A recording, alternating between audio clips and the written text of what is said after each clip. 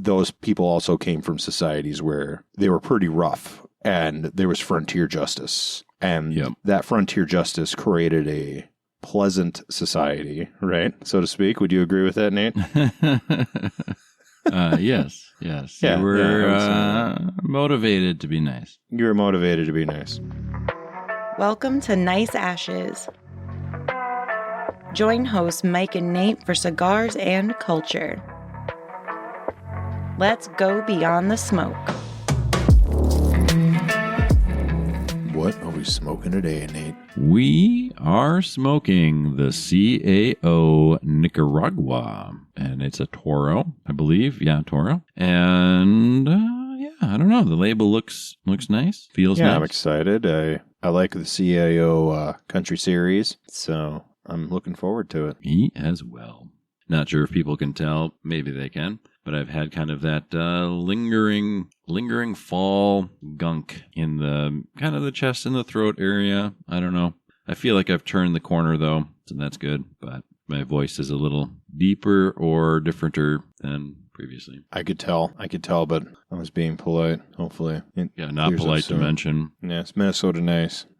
Just don't mention it. Don't mention it. Stare at it when they're not looking at you. So what are we talking about, Mike? I guess before we get into that, sorry I jumped the gun. I'm just so excited. First few puffs of this seem to be pretty decent. Yeah, it's not bad. A little sharp, which is exciting, kind of. Well, it has potential to be. I'm excited because it does have that sharpness to it. Yeah. That will either make it overbearing or mellow out and become very interesting. Yes, that is true. Speaking of sharp and overbearing, Mike, what are we talking about this episode? We're going to finish up our Somali series here and refocus on the Minnesota Nice as a contributing factor to whether or not the Somali population can truly integrate to our culture. Yes, bring it our lens fully in focus here on what we set out. No, this is the 6th part of our Somali series. So I feel like we've really gone into this, and now to bring it home to Minnesota, which is kind of the question that set this whole thing off. It was. So I think you have some data to present to us. I do have some data. So Mike put together, I believe, 5 full episodes, and I put together the literature episode, and this one is mostly a Mike episode, but I wanted to because he was talking about how the last time we spoke about Somalia was in more reference to United States as a whole. And so I wanted to look at Minnesota specifically, but specifically not whether or not they could or would or should or shouldn't, but I wanted to look at kind of the core features of mainstream Minnesota culture. I wanted to look at the immigrant groups that have come here, those immigrant groups that have done well, those that have not done well. And I also put together, with the help of AI, a How to Speak Minnesota cheat sheet that's in English and Somali. And we'll either try and link it in the episode here, or it can be found on our Patreon at Nice Ashes Podcast. But we'll try and put a link there. There's a link to the Patreon in the episode description. So it's a little one pager. And if you are Somalian or know somebody who is, it might be a nice little thing to help them out. Might not. I don't know. But I thought it might be kind of fun. So we've got 5 kind of different core features of mainstream Minnesota culture here. And Mike, you can join in or interrupt as need be. But the first one is Minnesota Nice, which we talked about. But that is being polite, reserved, indirect, and consensus-oriented. So people in Minnesota tend to be outwardly friendly, avoid overt confrontation, understand emotion, and prefer consensus and understatement in social interactions. It has both positive, it's helpful in the civic public life, and it's got some negatives, emotionally distant or passive-aggressive sides. So it's not necessarily all good, but we don't talk about that because that wouldn't be nice. There's definitely a dark undertone to Minnesota Nice that outsiders don't understand until they do, and it's too late. Yes, pretty much. The next thing that makes up Minnesota culture is the high civic infrastructure and community involvement. So Minnesota has robust civic institutions, strong volunteer traditions, and active local government and nonprofit sectors, especially in the Twin Cities, and that shapes social norms and creates many integration entry points. There's also strong cultural roots here, with Scandinavian German influence and progressive civic values, at least in the metro areas, but that's also kind of balanced and tempered with the rural conservatism. So historic immigration from Norway, Sweden, and Germany shaped the norms, mostly the work ethic, cooperative institutions, festivals, food, and volunteerism. Politically and culturally, there's kind of a split, Twin Cities and rural split, more progressive, multicultural metro area versus conservative, homogenous rural communities. Right, and conservative is a relative term. Yeah, very for much those so. who are not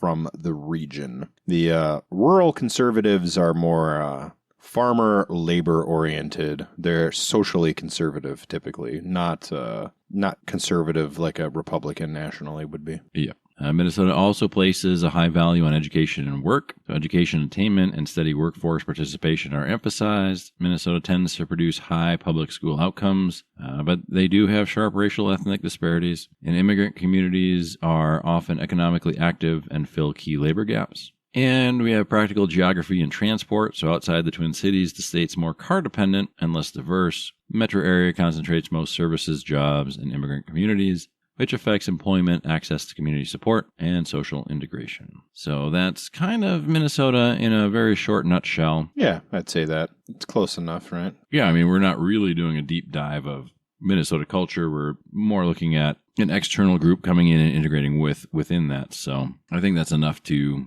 hopefully balance some of what we're going to be talking about throughout the rest of the episode. Yeah, and I would like to add on to that the Minnesota identity is stronger in the rural areas than it is in the metro, I think. For sure. For sure. And the community identity is stronger in rural communities. Other than certain neighborhoods in Minneapolis, St. Paul have very strong community identities still. Like old neighborhoods with middle-class families for generations. Those sort of neighborhoods.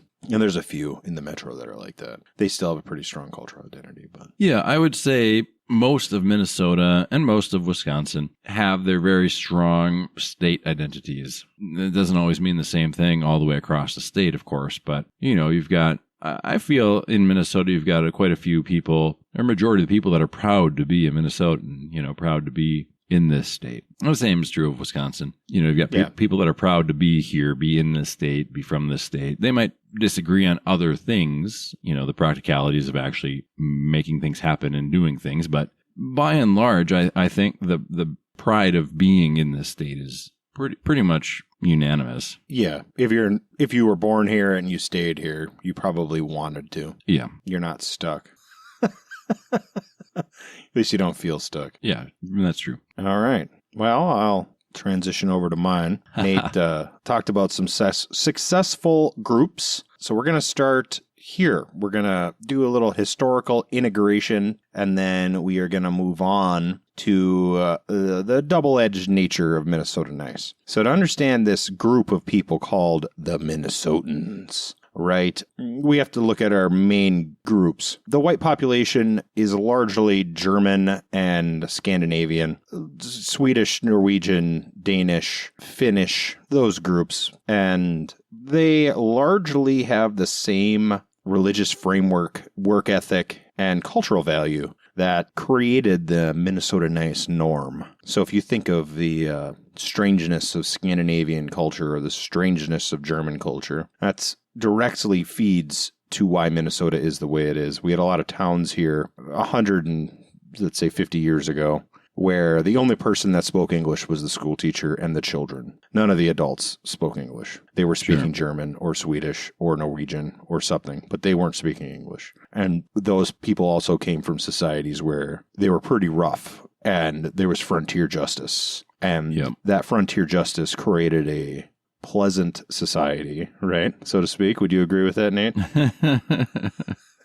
Yes. Yeah, you were motivated to be nice. You were motivated to be nice. So the majority back in the day was Christian, of course, but largely mainline Protestant. And Lutherans are especially numerous here because of all the German and Northern European immigrants. And they kind of have a conflict avoidance strategy culturally. added to the Lutherans, we have a very large Catholic minority, and they're German and Northern Catholics. They're not Southern Catholics. So these people are almost identical. I would say that Catholicism and Lutheranism in Minnesota is essentially the same. Would you say that's accurate, Nate? Well, I grew up Lutheran, and I think that it is a lot closer to Lutheranism is a lot closer to Lutheranism. Lutheranism is a lot closer to Catholicism than it is to other Protestant religions, I believe. I would say so. Growing up, we had a Methodist church, a Lutheran church, 2 Catholic churches, and an Episcopalian church, and I am unaware of any evangelicals. Those people are foreign, there are no Baptists there are now, because we've had cultural infestation from below, but back in the height of our societal power, we didn't have any Southern influence here, and people weren't listening to Toby Keith and whatever filth they play on the country station. But anyway.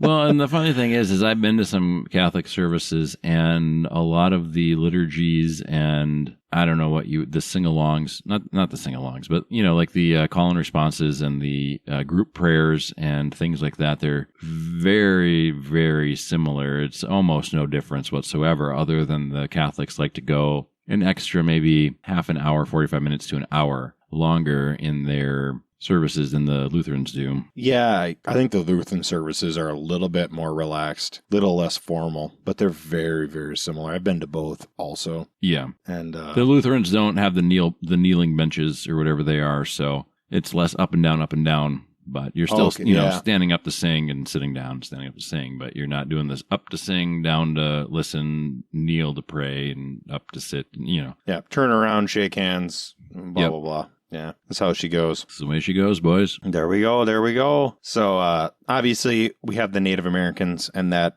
in the majority of Minnesota, geographically, the main minority group are the Native Americans. It's only in the larger cities where you have significant minority populations, and that affects the culture as well, obviously. And then we have the Hmong, famously. Were you a part of the Hmong scare? Were you aware of the Hmong scare of the 90s?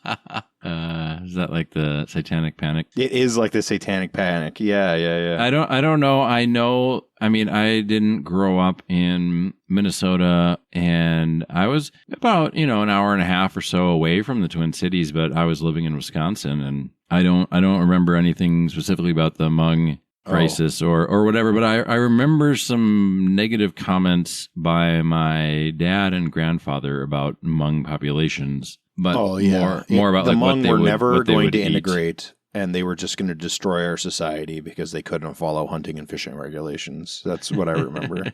Okay. Yeah, and there was like some crazy stories where Hmong people were like growing gardens in their apartments and causing the floors to fall through, and like all this goofy stuff that it's really not that big of a deal in the long run. Like people can adapt. Well, they can adapt. And how many instances of that were even a thing? I mean, it's like in Minnesota, in the Minnesota, Wisconsin, and kind of the upper Midwest region in the 90s. Like you wanted any kind of local story. So if there was one Hmong family that grew a garden in their apartment that led to collapse, then that would make the local news, and you would think all of the Hmongs were growing gardens and collapsing floors. Like it was a different media era too, back then, for sure. A way different media era. And you're right. There was ginned up. Had to have been. Had to have been. Yeah. In any case, the Hmong are the most recent group that have pretty much just adopted the Minnesota lifestyle, and they're fully integrated. They still have some cultural holidays. It's very pleasant. I haven't been to any Hmong festivals, but they do the Hmong festival, and that I'd like to go to one. I think we went to one. I think they do one it's either Golden Valley or St. Louis Park. It was a big Hmong festival, and it was fun. And they do Hmong markets. There's a place just off of one of the highways here where they do a Hmong market, I think, on every weekend. And I don't interact with many people because I'm, work from home and take care of the kids at home and kind of just stay at home. But I haven't heard anything bad about Hmongs. I haven't heard anything bad in a very long time. Yeah, probably since the 90s. Yeah, probably since the 90s. No worse than what you'd hear about what the hell do they call them? The Norwegian club. What the heck do they call those guys? Sons of Norway. Oh, yep. No worse than like guys talking smack about the Sons of Norway not picking up their garbage or something. Yeah, or like the Russian Art Museum, I don't know, not getting a permit for something. Who knows? Yeah, it's something really tame. Really something tame. more goofy than anything, like. Yeah, like, I can't believe they didn't have a beer garden. Or if it was anyone else, he would just like write it off, but because it's some different group, it's got to be, ooh, it's news. Yeah, it's like racist news, but it's racist news about an in-group. So it's like, what? Like, it's something like, oh, I can't believe the beer garden was so small at the Oktoberfest or something, Like, well, cheapo, I mean, honestly, it'd be more like, I can't believe they ran out of beer at the beer garden. Like, it's a beer garden. They're supposed to have beer. How could they run out of beer? Oh, I can't believe they only had 2 different kinds of beer at the beer garden. And they were Coors Light and Bud Light, or, Yeah. That's not my heritage at all. Yeah, that's not a garden, guys. That's not a garden. It's a desert. That's a beer desert. We call that a trailer park. So, anyway, the main groups, we all got them. The rural Minnesota is largely, white people and Native Americans, and there are some recent arrivals, but almost all of them are recent within 30 years, and certainly within 50. I mean, yeah, so you talked about the Hmong. We've got the Hmong. We've got the Somali coming in, and then we also have Latino and Hispanic communities. Well, yeah, there's Latino and Hispanics, and obviously there's African Americans, and they are almost entirely in city areas. Yeah, mostly so. And I would say they're not integrated into the Minnesota nice experience, really. I don't know. I don't live in a major city. It really depends on the individual, because it's not... The Minnesota nice culture is dying, I think, a little bit, especially in the metropolitan. But... how so?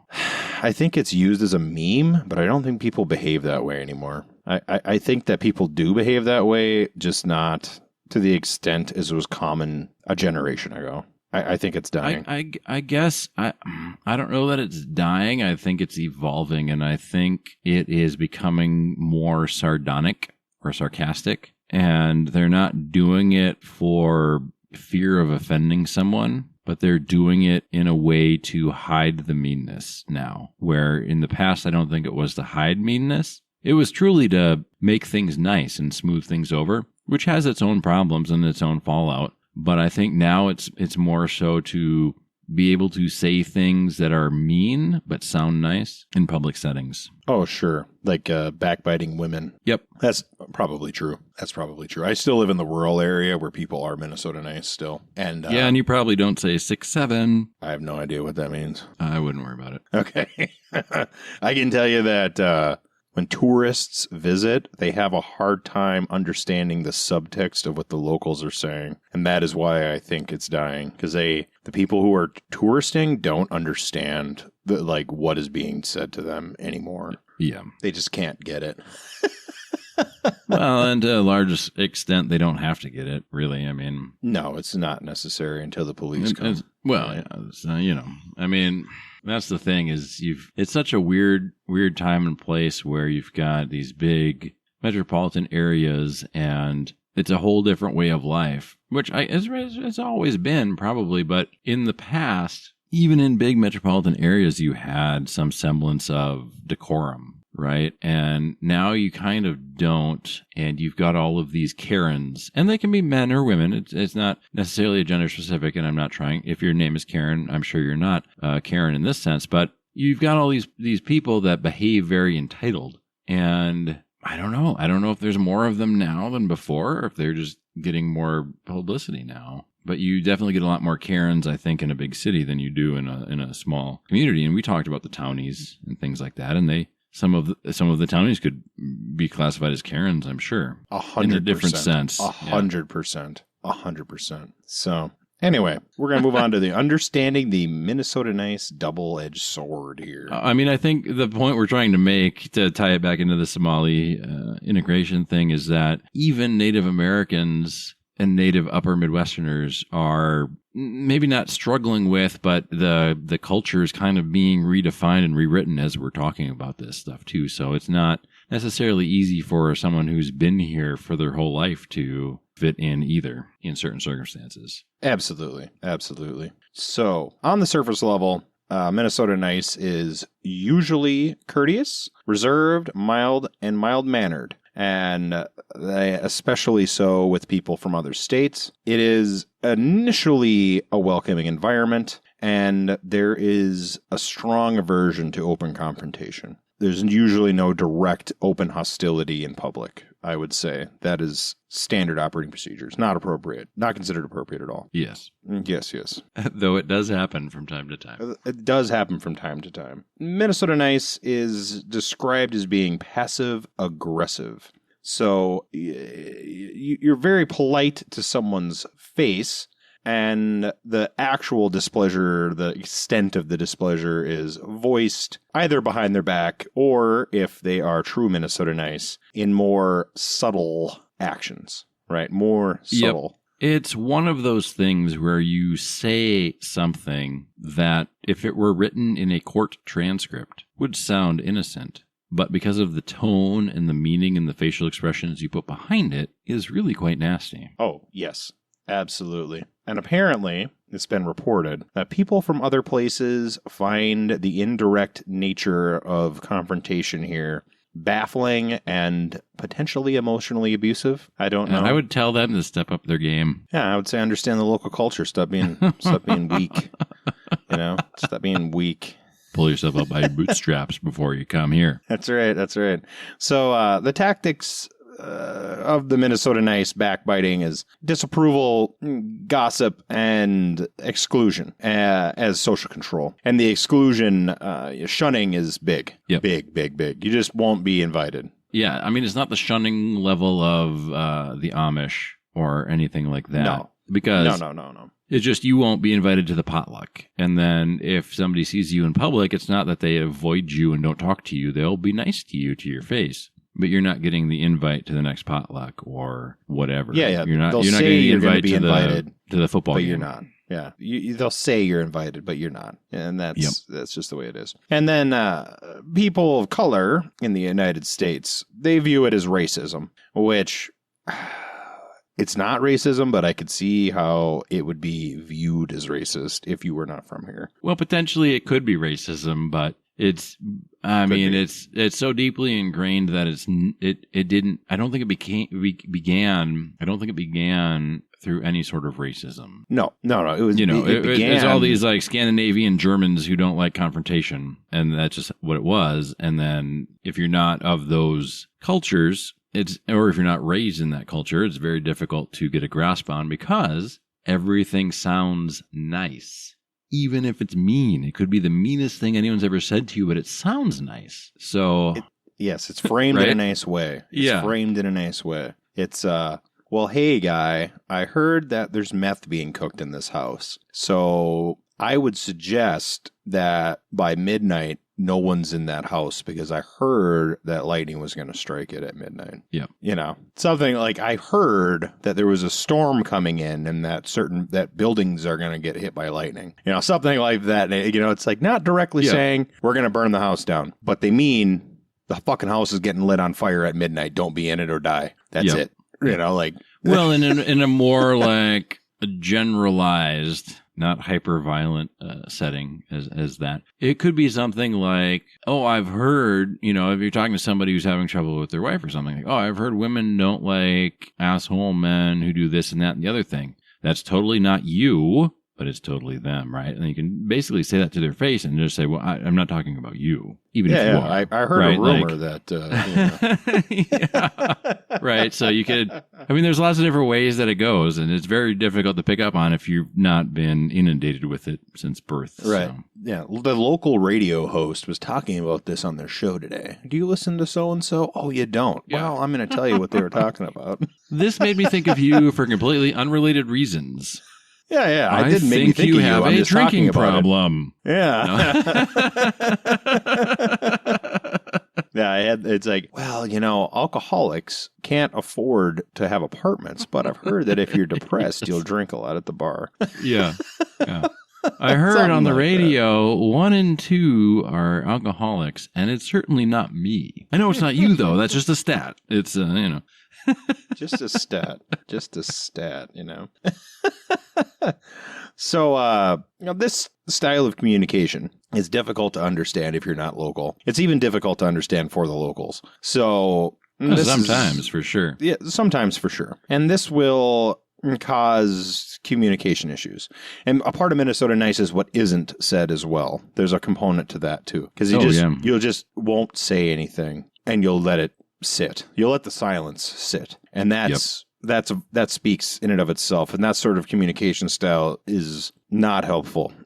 Well, a lot of people hate the silence. Yeah. But if you want to rise above all the passive aggressiveness, you have to embrace the silence, because he who speaks first after a silence is the loser. Absolutely. Quick change of conversation direction. Right?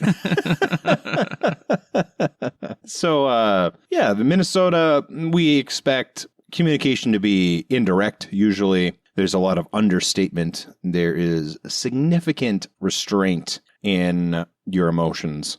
Showing emotionality in public is generally frowned upon, either negative or positive here. There's a strong disinclination to make a direct fuss or to stand out from the crowd. Yep. And this is difficult for the Somali cultural pattern because they have a direct communication style with strong emotional expression and a clan-based advocacy, which is, all of those are foreign to My the blood pressure native-born. just went up, Mike. My blood pressure just went up. Say strong emotional expression sounds very womanly to me. The what? I mean, we're doing direct talk right now. So You mean about the football team, right? yeah, We're emotional about the that. football team. Yeah, we're emotional about that. And apparently, there's been some issues with the Somali community triggering the Minnesota Nice passive aggressive control mechanism. Yep. And they've complained about this, which I can completely believe that. If you're 100%. Yeah, 100%. If you're in a store and you get upset, you're probably going to have to leave the store and come back later. Yep. You're not going to get anything done. No. You're just not. No. You could say a lot of mean things, but you have to say it and you have to couch it. Yep. You have to couch it. Or stay focused on results, which is what I usually do. Yeah, I try to stay focused on results. And actually, the Minnesota Nice thing, I don't know. We can call it Minnesota Nice, or we can call it emotional manipulation, whatever you want to do it, call it as. But it's helped me a lot because on the phone trees, right, when you're calling customer support or something, you get really angry, and you're really angry, right? You'd be really angry at the start, and you're really upset. And then you dial it back because you're not really upset. You're just trying to get results. And then you dial it back and you you start trying to befriend the person on the phone. And they think, wow, I've done such a great job. They were angry when they called, and now they're happy, and they're, listening to what I'm saying. And you get a lot further that way if you set it up. I mean, it's all manipulation. So, and the same thing happens with the Minnesota Nice stuff. Like you can either just be really nice all the time, or you can start out angry and then gradually get nicer. And then they're like, oh, yeah, okay, so the mean things they said were just because they were angry, not because they actually believed them. But you actually believe them, and you're just manipulating them. Dude, Did I say too much? I don't know. It literally took me until I was an adult to figure out that the chicks who are really, really nice are the biggest bitches here. They're not... the women who are really, really nice are usually not. They're usually really, really mean. And they hide it by just being nice all the time and pleasant openly. Usually the women who are the most nice to your face are not the most nice. Yes. Typically. Maybe one day I'll tell a story about that. Yeah, maybe so. So, in social confrontation, there's an expectation for understatement, emotional restraint, and self-depreciation. This directly goes against the Somali pattern, which is... You sound like you just described Monty Python, so I don't... Yeah, I love Monty Python. Me too.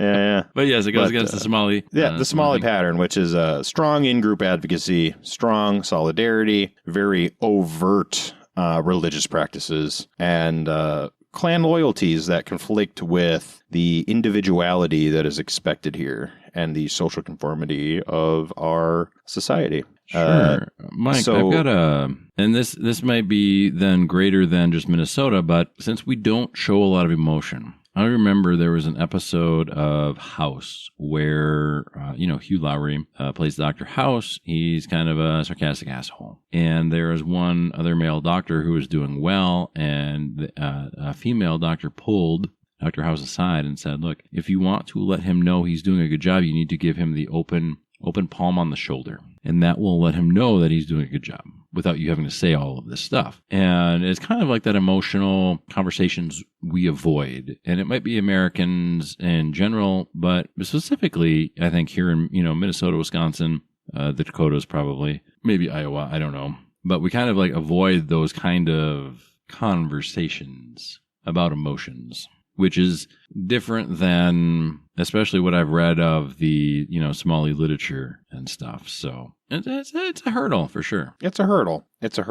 Standing out is not good here, and pointing out that somebody is standing out is generally taken as an insult, whether or not it's supposed to be a compliment, right? By complimenting somebody, Jesse the Body Ventura. Well, yeah, he's a professional wrestler, right? He's supposed to stand out. He's supposed to stand out. A little bit different. Speaking of standing out, should we do a cigar check, Mike? Yeah, we should. I'm over halfway. It's very good. That bite that I initially got is tamed down, but it's still there. And it's pleasant. It's still there, but it's a good one. It adds a top note that really makes it stand out. And it's quite good. If you like it, I could see how somebody would really dislike this cigar. If you don't like that bite, you really are not going to like it. I don't think this is a cigar for a new cigar smoker. I think this is one where you want something different. You want something to challenge your palate a little bit. I would agree.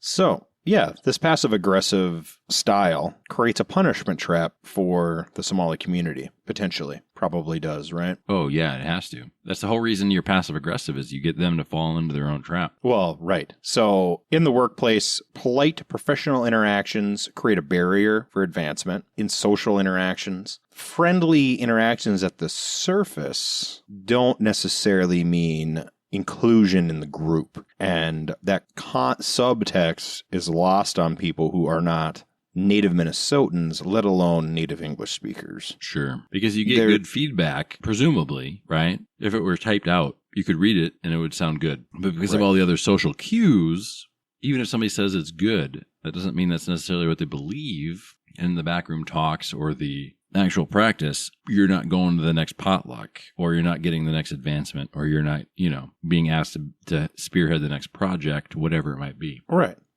And that goes on to some institutional barriers where helpful guidance in the Minnesota context is a way to exclude you. Because people who are guided are not part of the in-group. You would already know the rules and be doing it. If you need, you don't need the guidance. And that's a signifier that you're not in, right? You're out. And this, of course, creates a environment of tolerance. And that environment of tolerance creates resentment about cultural differences. Because no matter how hard you try, you're not complying with the standard. And there's no way to comply with the standard because there's no direct way to tell them how to do it. Well, there's no documentation. It's you either know it or you don't. Right. It's unwritten. The rules are unwritten. So, yes. We're going to break this down into the men versus women group. The men have a high barrier. Apparently they have 1 star out of 5, because the traditional authority structure of Somali society creates a direct violation of the egalitarian requirements of the Minnesota Nice culture. The religious leadership creates a direct conflict with the modest, non-standout expectation for religion here, and direct communication triggers a passive-aggressive response in the at-large population. Yes. I would agree with that assessment. Oh, 100%. Right. For the women, they face professional advancement, but the AI says that the Minnesota Nice creates a glass ceiling for long-term advancement. Possibly, yet to be seen. Sure. Success stories are largely tokenized, while a broader advancement is limited. And this is true. Their overt religion and dress creates a violation of the standard of not standing out, right? Standing out from the crowd is not what you do here. Well, and I guess I like it. I mean, and I don't know. When I used to go into the office, and I don't anymore because I work from home, but it was kind of expected that you don't stand out. But the way a lot of professional white males can stand out is you can wear fun socks. They make all of these brightly colored and interesting looking dress socks, right? And you wear them under your slacks. Nobody really sees them until you sit down. And that was kind of like the way that you could be an individual without standing out, right? Within the Minnesota culture, maybe even the professional, like white person culture. But I don't know. I like the flashy dress stuff. Not really the meat dresses that like Lady Gaga wears and stuff like that. But again, that's a whole different thing. It is. And for example, when I started my career, I was told to pull my earrings out and cut my hair. And I did. Right. Yep. And I have long hair now, but I still don't have earrings. Yeah. And I don't work directly with anyone, so I can have long hair. When I did work with others, and Nate knows this, yes, I did cut my hair, right? Yep. When I had to work with other people. Well, and things are changing too, though. I mean, things are changing, and a lot of that kind of don't stand out, or the hair and the it's changing amongst younger people. It's not changing amongst older people, and the older people are still in charge. And we're young people, Mike. We're young people, Mike. But I hear what you're saying. But so on to what they're calling the integration paradox. And the paradox is Minnesota Nice provides a polite initial reception. There is ongoing passive-aggressive pressure to conform to the culture. This results in social exclusion through the standard mechanisms that are not fully understood by the Somali culture. And that leaves the Somali population feeling that they have racist policies against them. And that's a cycle, right? Because that leads to more resistance to the pressure. The Somalis have a few externalities that they cannot help. They visibly look different with their clothing. They do not. Just the clothing. Just the clothing. Well, there's black-skinned Minnesotan people, right? Well, but there's not really black-skinned Scandinavian German people. No, there's not. Old. I mean, we need to call it what it is. It's true. When you see a black guy at the beer garden, you know he's probably not from that town.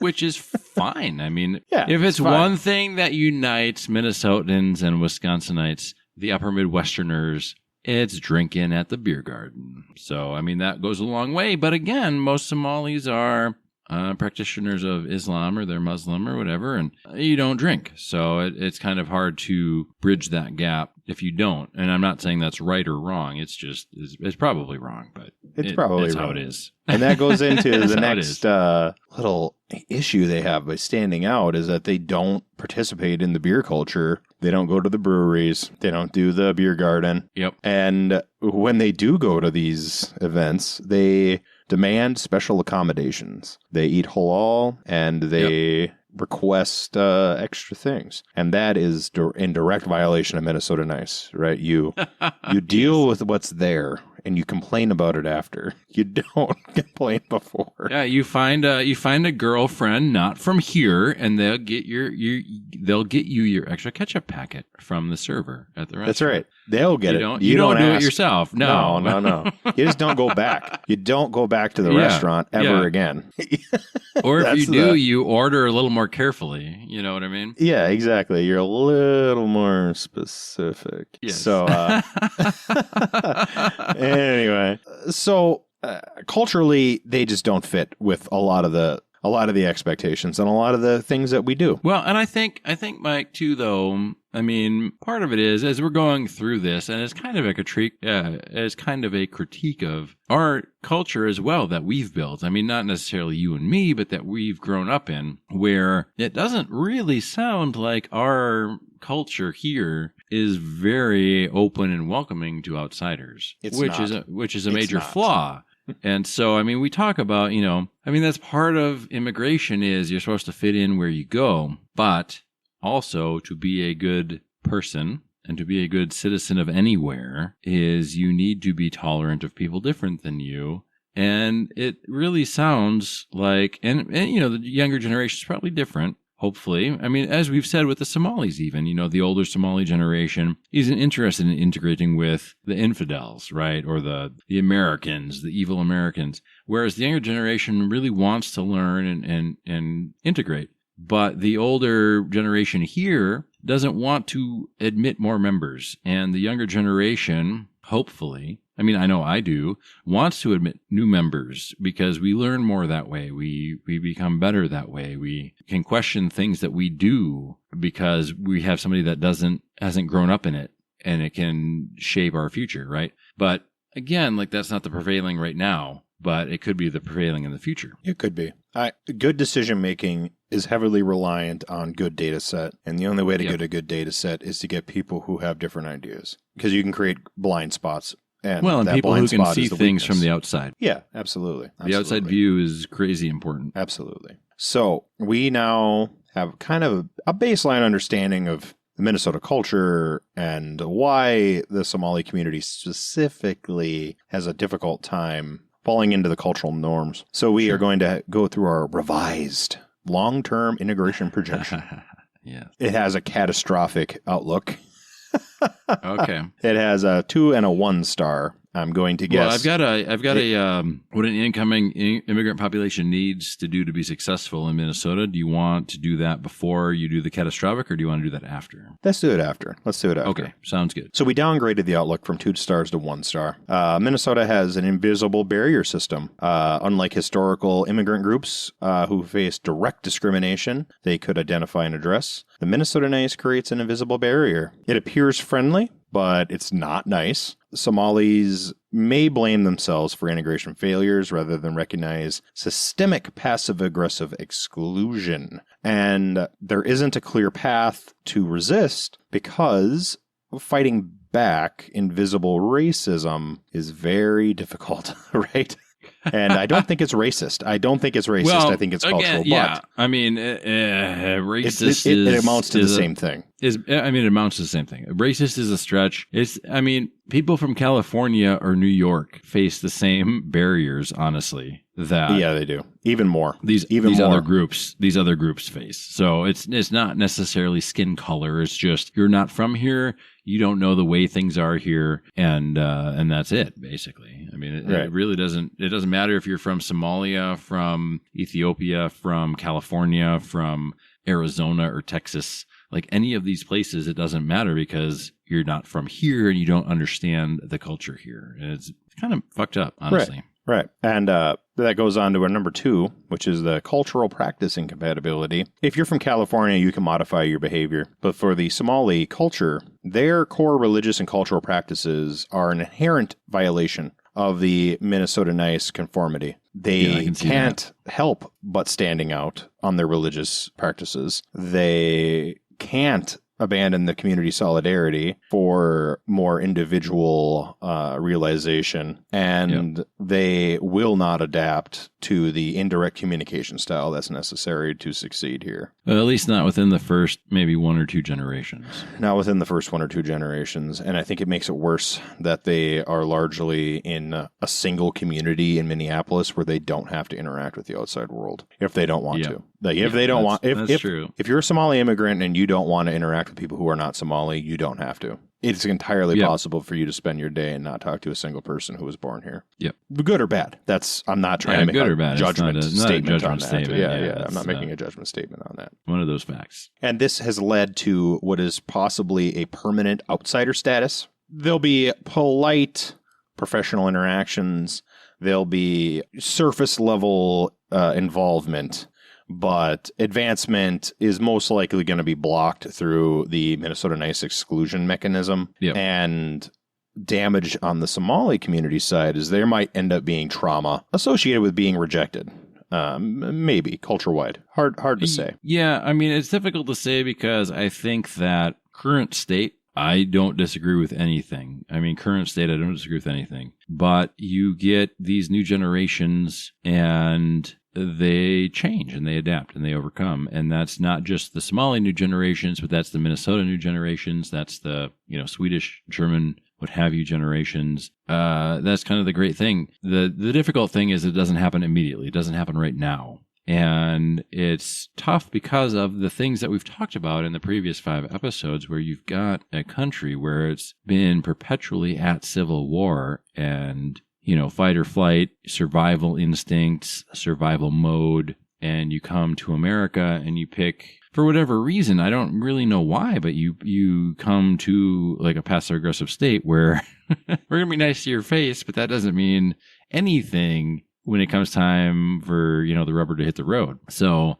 and that might change in future generations because, like I said, the younger generation of Minnesotans are a lot more tolerant of things than the previous generations of Minnesotans. And you look at things, how long it took America to legalize same-sex marriage, how long it took for that to, even after it was legalized, how long it took it to be socially acceptable even though it was legal, doesn't mean it's socially acceptable. And you've still got places in Minnesota for sure that are not all about that, even though they will recognize it's the law. But again, I don't know that it's full on bigotry. Maybe it is. I don't know that it's full on racism, but maybe it is. But you've got younger generations that are a lot more tolerant and a lot more willing to listen to outside perspectives or other perspectives than maybe the current generation in power. So when the AI says it's catastrophic, that could be for the current generations, but it doesn't have to be dire necessarily. It doesn't have to be, a full-on incompatible, send them back type of thing. Well, right. And we're going to talk about the second generation and the third generation. Oh, okay. So for the second generation, this information what we talked about is clearly for first generation immigrants. Yeah. Second generation immigrants, they're going to feel extreme pressure to abandon Somali culture and embrace the Minnesota nice. And this is potentially going to cause some identity crisis. Sure. And they may need to distance themselves from the Somali community to get success in their careers, potentially, especially the women, because wearing a burqa is not going to be acceptable in many workplaces, whether they say that is the case or not. It's not. In the winter, it's probably fine here, but otherwise. Yeah. You're not going to work a customer service job in rural Minnesota with a burqa on. That store will just close. People will turn around and walk away. They'll just turn around and walk away. They won't accept that. Which is sad, I think. It's what it is. I'm anti-burqa, personally. I'm anti forcing women to wear things, but yes. Saying that women wearing a burqa is freedom is kind of like saying a lot of other things that I'm not going to repeat, right? Like it's a nonsensical statement. It's right. That's like saying that slavery is freedom, or that you know what I mean. Like it's just not. It just doesn't make sense to my brain. Whether or not it's true or not, I can't tell you. Right. I can't tell you if it's true or not. Yeah. Anyway, the third generation integration trajectory, according to the AI, is forced assimilation. The only pathway to acceptance requires complete cultural abandonment, and the Minnesota nice passive-aggressive enforcement will break down over time through cultural cohesion, which is what we talked about before. And that's possible. Very possible. I guess, I feel that the AI assessment of this kind of views the Minnesota culture as not being something that can be changed, which I don't think is true, because we talked about the Hmongs in the 90s, and I don't think that they've abandoned a lot of their culture. I just think they've figured out how to make it work here. And I also think that because they've been here for long enough, that the Minnesotans and the Minnesota culture has expanded, hopefully, to accommodate them, right? The other culture, the Hmong. Well, Minnesota made allowances for the Hmong, 100%. But the differences weren't as much. The gap wasn't as wide. And you are correct that they maintain their cultural identity. But I think that the Hmong community has fewer barriers, or had fewer barriers than the Somalis. They don't dress differently all the time in public. and they don't have a different religion that stands out, and they also don't cut clitorises off the girls. No, there's that. There's that. That's a not culturally acceptable here. Like absolutely it's not. repulsive to me. Like I cannot explain. It's repulsive to me as well. How repulsive it is to me. Like I want to destroy that. It's just not acceptable to me in any way. It is not acceptable, and it is not something that fits in with, I would hope, the greater American culture, but for sure not the, upper Midwest Minnesotan culture for sure, especially since despite the, I don't even know if I could find, and you correct me if I'm wrong, Mike, but I don't know. I mean, with all of the incels out there and all of the MGTOWs and the whatever the fucks, right? I don't know that there's a single one out there that would advocate, female genital mutilation. The incels would, for sure. For sure. Oh, the hardcore incels, for sure. They're freaks. They're freaks. Well, I mean, but I also don't associate with them, so it doesn't. You know what I mean? I don't personally know any incels. No, right? I mean, I guess like that's a whole other level. I mean, there's a level of like not trusting women or not liking women or whatever, or understanding kind of some of the, I don't know, the things, the gender differences in modern society. But I feel like genital mutilation is a whole other set of things. And anyone that would want to support that needs more help than I'm able to give because I'm not a professional in that instance. So I 100% cannot be behind female genital mutilation. And again, we talked about this with the literature episode where it's not every single Somali, it's the ruling class there, right? The ruling extremists, because not every, Muslim country wants that or does that, but at least in Somalia, the ruling class does. Yeah, hardly any. This is a African phenomenon for that specific area that happens to be in Somalia. Yes, Somalia happens to be part of this zone. Yep, but nonetheless, its barbarism needs to be stamped out. Well, yeah, 100%. I'm just saying 100%. that the average Somali citizen may not be for that, but that doesn't change what the prevailing thought or the prevailing rule is in Somalia. Right. But again, can't happen here. No. And if it does, it's unforgivable. Anyway. Yep. So, final assessment. Why Somali integration will likely fail. Well, again, this is, what AI thinks. What AI thinks. Data today. With data, again, with data, yes. Data that we took today, not future, things change, all that stuff. Yeah, not future state, yeah. Yeah. There's an invisible barrier system, passive-aggressive exclusion, and it can't really be fought against because it's invisible. Yep. The core cultural religious practices of the two groups inherently violate each other's social requirements. There is a subtle racism through nice mechanisms that may create an ongoing trauma system. Yep. And there's no adaptation pathway for success for the community. As of right now, they would have to abandon their cultural practices to conform. Yep. Or a large swath of them. Yes, a large swath of their cultural practices. Not all, but many, many important cultural practices would have to be abandoned. I mean, some of it is that, the culture welcoming these people in, and there must be some reason. Do you know what the reason that they're choosing Minnesota, Mike? I know there is a reason. I know there is a reason. I'll look it up right now. Okay. Well, yeah. So recent Somali immigration happens in Minnesota because there's a large Somali community. Sure. Oh, here's what I was going to say, Mike. I was going to say you've got kind of a largely Protestant Catholic community here. And even if you're not practicing or have long since left the faith, it still feels like home to you. And with 9/11, a lot of people are anti-Muslim and anti-Islamic and anti-Middle Eastern. And they don't really distinguish between Iraq, Iran, Afghanistan, and Somalia and some of these African countries. If they practice that religion, right, or a version of it, then it still brings up bad memories because that was kind of the whole campaign in America was, Islam is bad, Muslims are bad, Sharia law is bad, which I believe Sharia law is bad. But the whole thing is that it runs kind of counter to what people here especially believe makes a good American. And not everybody's an extremist, and that's part of it. But it's very difficult to convince people that not everyone is an extremist because we had 9/11 happen.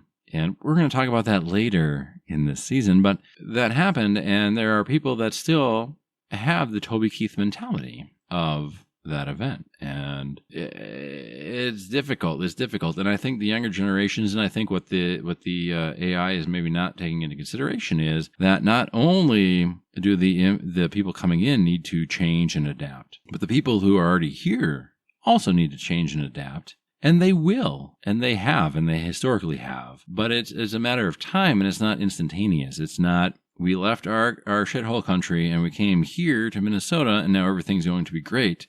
There's still that process of integrating and learning the cultures on both sides. It's not a one-sided thing, and I feel like some of this stuff kind of puts a lot of it on the immigrants, and that might be fair. I think that it is up to the immigrants to adapt. If they don't want to adapt and change, then they should stay where they're at and make where they're at better, right? Like, you're leaving a place that's bad and going to a place that's better. Adapt to the better place. The reason why it's better is because they're different, not because they're, right? It's not a coincidence. Well, it's not right? a coincidence. It's not a coincidence. But I also think I'm not trying to fight with you, Mike. But bring it on. Bring it on. Okay, let's do this. The gloves are off. I think that part of it is if you want to be, and you want to be able to claim that you're a good American, and you're a good Minnesotan, and you're a good neighbor, and you're a good person, you can't get so caught up in a lot of this stuff that doesn't really matter. And you have to also make a welcoming environment for other people, right? And that's part of what Minnesota Nice does on its face, but doesn't do in the background. And you can say, oh, well, I talked to them at the potluck, but I'm not inviting them to my potluck. Well, that's not being a good person. That's not being a good host. If you were to say that, all of us are hosts of the immigrants, it's not an instantaneous thing. And I think that both sides need to understand that. Like, the Somalis need to understand you can't just come here and keep everything the same as it was in Somalia. But on the other hand, for Americans, not just Minnesotans, but we're talking specifically about Minnesotans. So, Minnesotans that welcome immigrants in, that make Minnesota a place that immigrants come to, you can't say after you come here, Minnesota will still be the same as it was before you got here, right? Like, that isn't really immigration. I think where you're getting stuck is that the majority of the people here don't want immigrants to come here. I think that's where you're getting stuck. The majority of Minnesotans don't want people coming here. Right? Well, why did they make Minnesota such a great place to come then? I looked it up. The reason why the Somali community started is because Minnesota had job opportunities and great social services, which we do have great social services. Yeah. We have great social services because of the background of the people who were from here, right? Like, yep. Northern Europe is a little more socialistic. Minnesota's a little more socialistic. That's not a coincidence. These are the same exact groups of people 150 years ago. So, of course, they're going to create societies that are somewhat similar. They're the same groups. Yep. The majority of the things that I've heard that you could say are racist,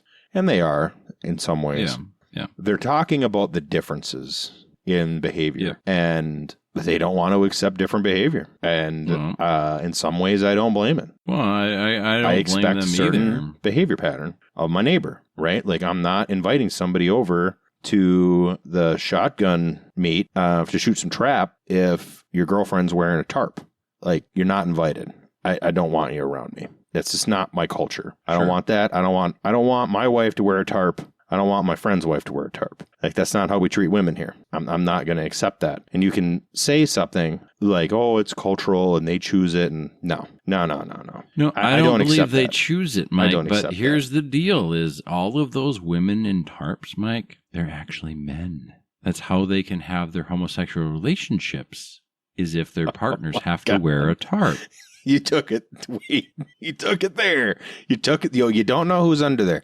You know, You don't. I redid my passport. I'm in the process right now. They accept pictures for passports with full face scarves on now. Of course they do. Like, you don't even have to show your face on an American passport. That's why Pastafarianism is a thing, dude, because the religious exemptions, and, you know, like, sure, it's great in certain circumstances, but some people take it way the fuck too far. And I'm not saying that Somali women should be wearing the full thing. I'm not saying that. I'm not saying I'm a supporter of Sharia law. I'm saying that if you have a socialistic society that you have built, you can't really be upset when people different than you come in and want to be part of the community. I mean, it's a community that's designed to allow other people into it.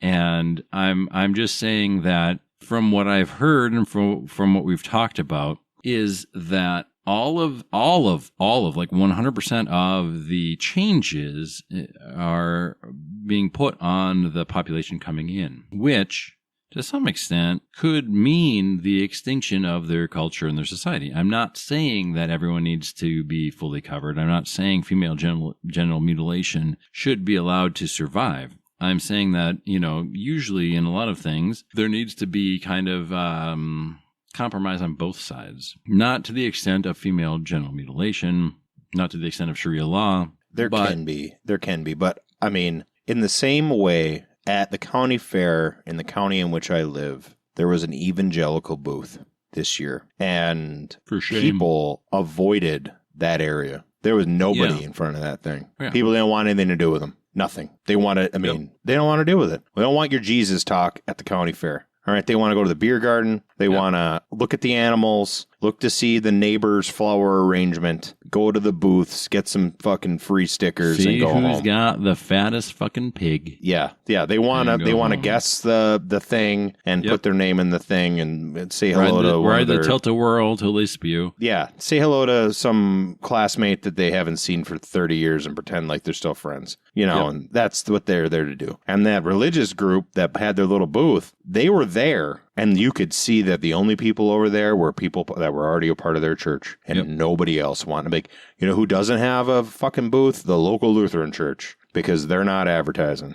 You know, like, well, yeah, they don't need to advertise. There's something to be said for that, and I think, and this isn't evangelicalizing. Regardless of your religion, like if you're out trying to recruit and whatever, it doesn't matter if you're Mary Kay, it doesn't matter if you are, you know, Mormon or Muslim or whatever. People here really don't like that. They really don't like that. They don't like the advertisements. You know, even the political booths. I mean, you get political booths at the fair. I don't see people at the political booths. No. Because people don't like that. They don't like being outed, I guess, in that sense. They might be interested in it, but they don't like other people knowing that they're interested in it. And I think the Minnesota Nice is partly to cover the privateness of, I mean, you know, we don't show emotion in public. We go to see, you know, Schindler's List or, I don't know, any other movie that you cry during. Like, we don't see that in public, right? Like, we wait for that to come out on DVD or on streaming now, right?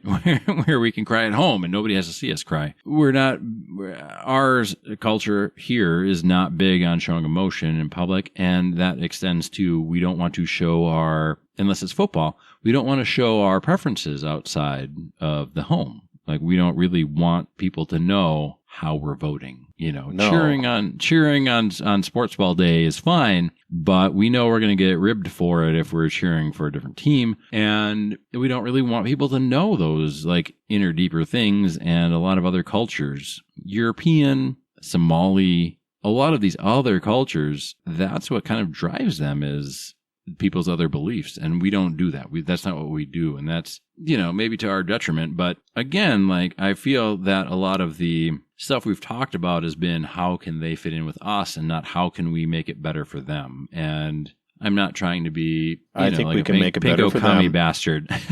We can make it better for them by cutting off all social services and allowing them to work for their food. That's what we can do. Well, yeah. I mean, you know.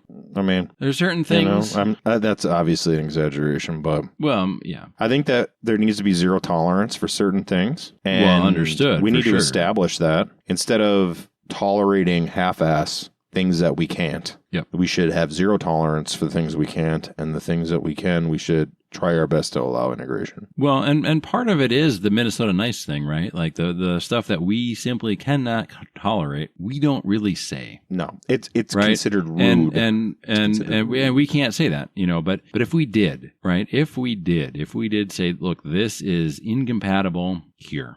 It is compatible. Make it a lot easier. If you want to eat halal, hey, there's like 5 halal markets within 3 blocks of you. Have fun, enjoy. You know what there isn't? A female genital mutilation clinic. We don't have those here. If that's something you're interested in, you need to go somewhere else, because here is not where that is.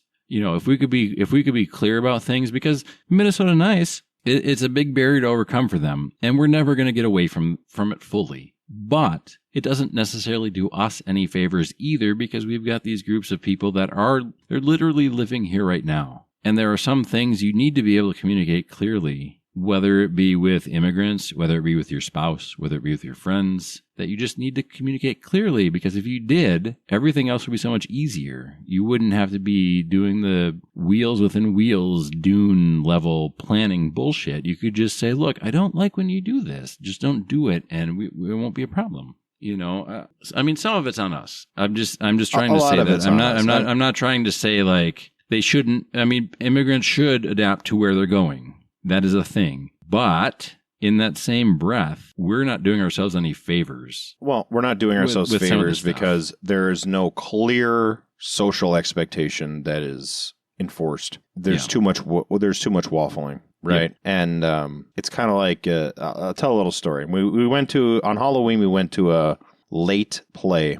It was a comedic adult 18-plus play, late showing on Halloween, right? And my wife got a little rambunctious, and she was, hooting and hollering and doing those things. And I got a little embarrassed, and people were kind of like, this lady's getting a little loud, But we're at this like midnight showing of this adult play with naked people dancing. Well, they're not literally naked. There's no shirts on. It's a play where Dracula is like a sex pest, more or less. It's like a comedic take on the Dracula story, right? Little raunchy. And people ended up loosening up and getting into it, but it took an hour and 15 minutes for everybody else in that crowd to get as ramped up as my wife was at the start.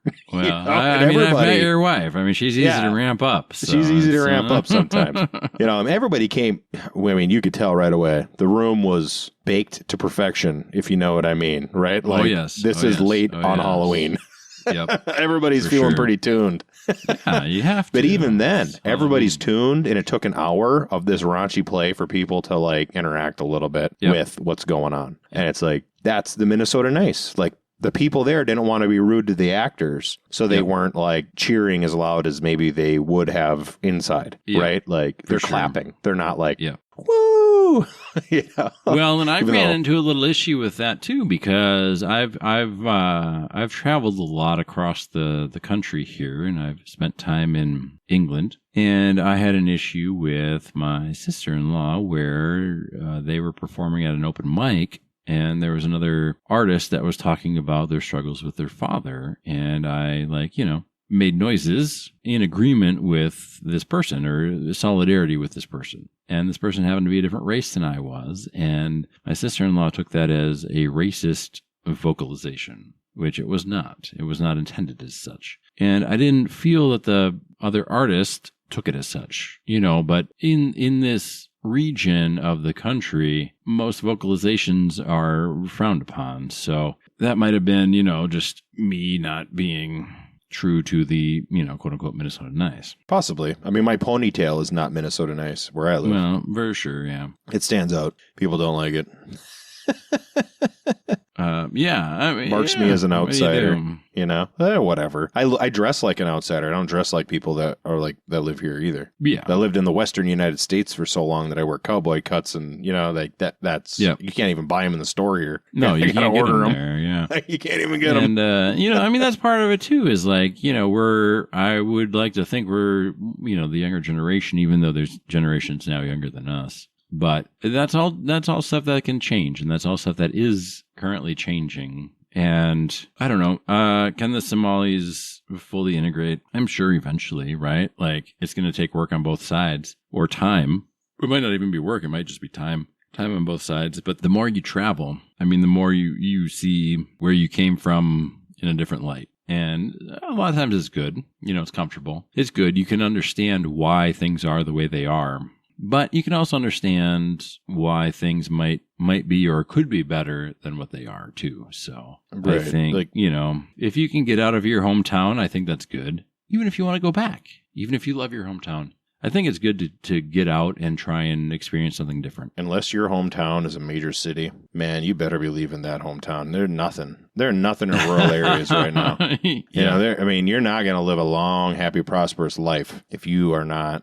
You know, if you're living in a small town right now and you're a young guy and you're listening, you need to get out and go get educated someplace else. Yep. And then maybe you move back if you want. But there's nothing in rural towns that's going to last, man. It's all dying. I mean, there's some things that will, I think there are some things that will last. But I think that in the grand scheme, if you are constantly in your day-to-day interactions only talking with people that agree with you, I don't care where you're living, you got to find some other people to talk to.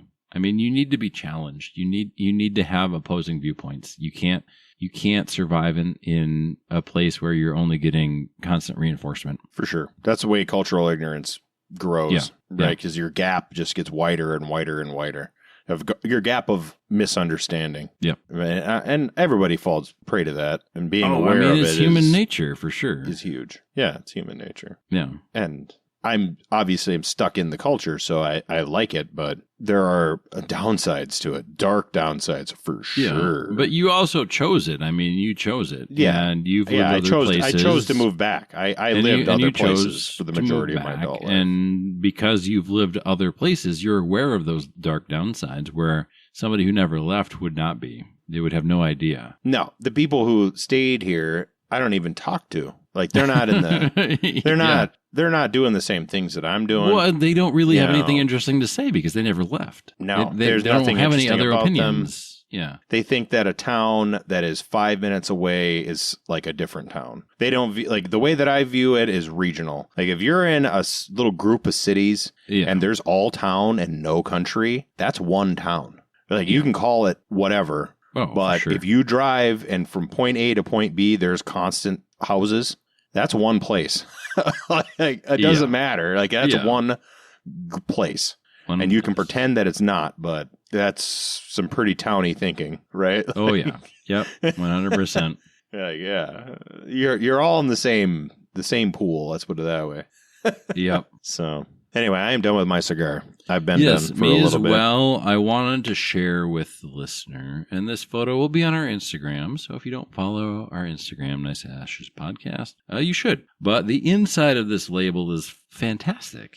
Did you look at the inside of your label on this, Mike? I looked a little bit, but my label ripped, so I didn't get a good look at it. That is very cool. It's very neat. Very neat. It has the a map of Nicaragua, I imagine, and the little inscription is fitting for our final episode in our Somali thing, which is, it says here on the inner label, which is on our Instagram, boundaries are made to be broken. It is quite nice. And it's very fitting. It's better than a fortune cookie, honestly, at least with relevance to what we've been talking about for 6 episodes. So I don't know. I mean, I'm pro-immigration, I guess, done legally. I'm not, that's the thing is it's such a polarized thing now in our culture where everyone thinks immigrants are taking the jobs, but really it's billionaires with AI. I am neither pro nor anti-immigration. Sure. I am for reasonable economic expansion. And if you have a society where 100 million people, approximately a third of society, are in poverty,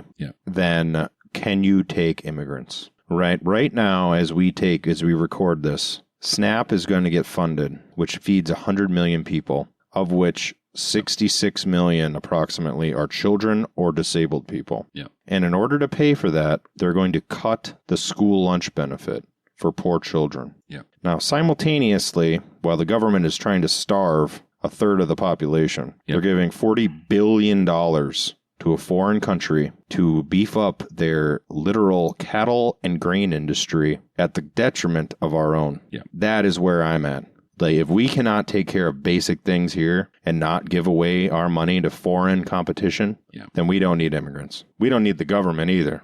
Well, like a government that starves our own poor and gives money to foreign countries to directly compete against us can fuck off. Yep. Not into that. And build whatever $1 million ballrooms, right? I don't even give a shit. The ballroom's irrelevant. I mean, the ballrooms are relevant as small potatoes in comparison to the amount that we're sending to this foreign country. But again, the problem isn't really, and the problem has never been really immigrants. The problem has been what our, quote unquote government elected officials deem worthy of spending money on, and what we spend in foreign aid alone or in warmongering could solve homelessness and the hungry people. Or I don't know what without the immigrants, how are they going to use that as a wedge to further drive people impoverished? Well, that's down? The whole thing is everything is political leveraging now. It has nothing to do with what's right or what's good. It's just political leveraging. And I'm not for that. I fucking hate that. No. I mean, the federal government's building a police state